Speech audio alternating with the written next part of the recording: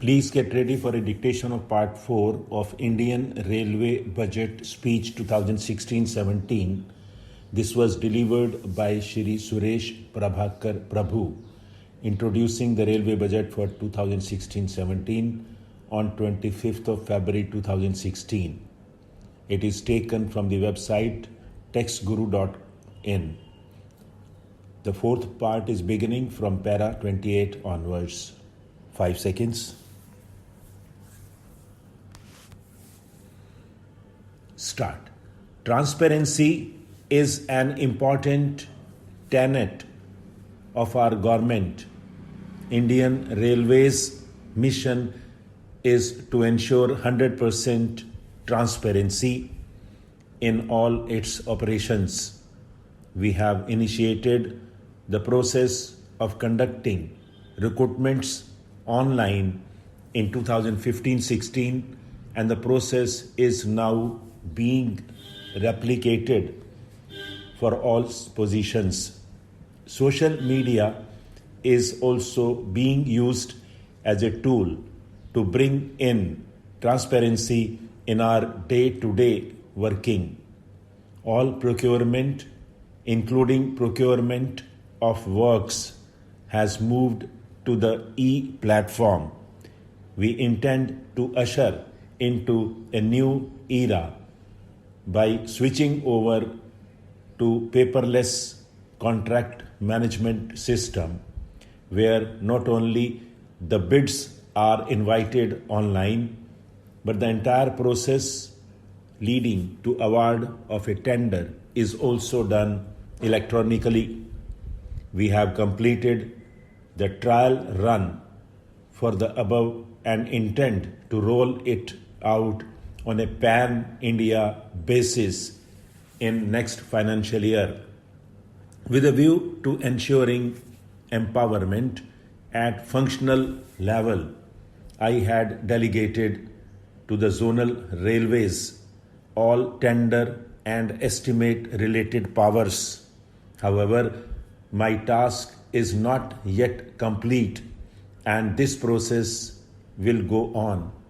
As a result of the above decision, we were able to ensure that the projects get sanctioned within a period of 6 to 8 months, a process which earlier used to take more than 2 years.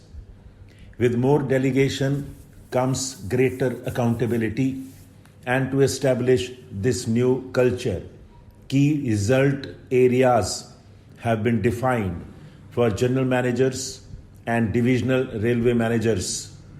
These areas clearly articulate the metrics on which the officials would be evaluated, ensuring objectivity in assessment of performance and mid-term course corrections.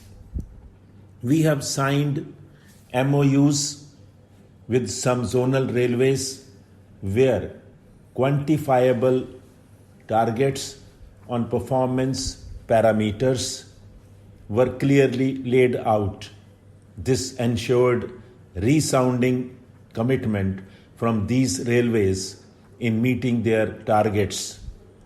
We shall do it for all zones next year. We have also revamped our internal audit systems with a view to bringing in efficiency in our working practices. Specialized teams have been mandated to screen railway operations in specific areas to detect inefficiencies and prevent wastages. All zonal railways have been asked to prepare 2 such reports in the current year. Specialized training courses on IT-based internal audit mechanism have also been initiated to give professional teeth to the internal audit teams. The Cabinet, in a historic decision, has allowed for the creation of joint ventures with state governments for undertaking rail-based projects.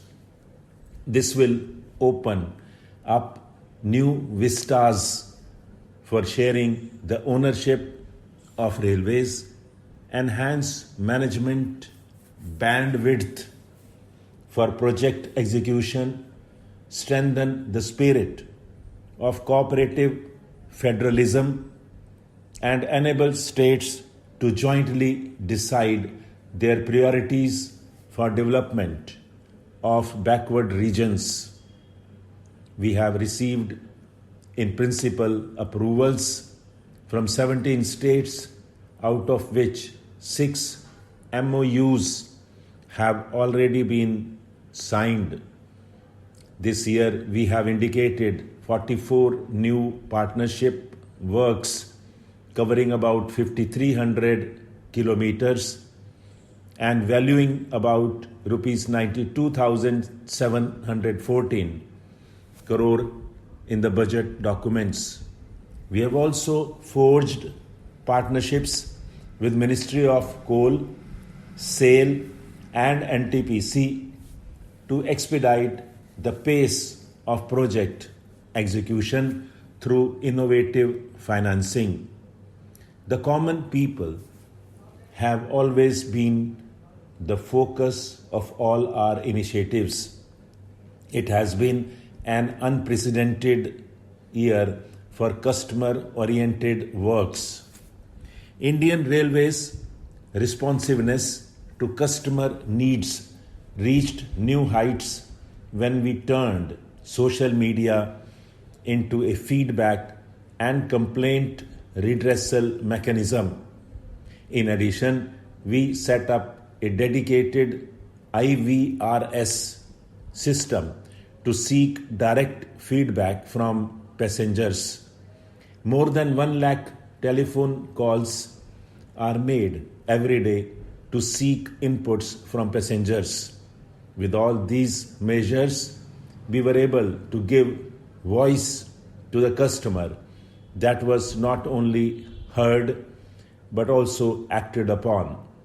These channels were used not only to seek feedback but to provide medical care, safety of passengers, especially women, and other aspects of human care, and also helped us to monitor the cleanliness of stations and trains. Today, there is no barrier between the common passenger and the railways. We have taken a series of measures to significantly improve the quality of train services. In this effort, we have received assistance through funds from MP, LAD and CSR. I am happy to inform that 124 MPs have given their commitment to contribute for passenger amenities. I thank everyone for their help and hope to have the benefit of their assistance in the next year also. The punctuality performance of passenger trains has been a matter of concern for several decades. We have a porous network which leads to rampant infiltration by humans and animals. Problems are compounded by congestion in tracks, terminal capacity constraints, and asset failures.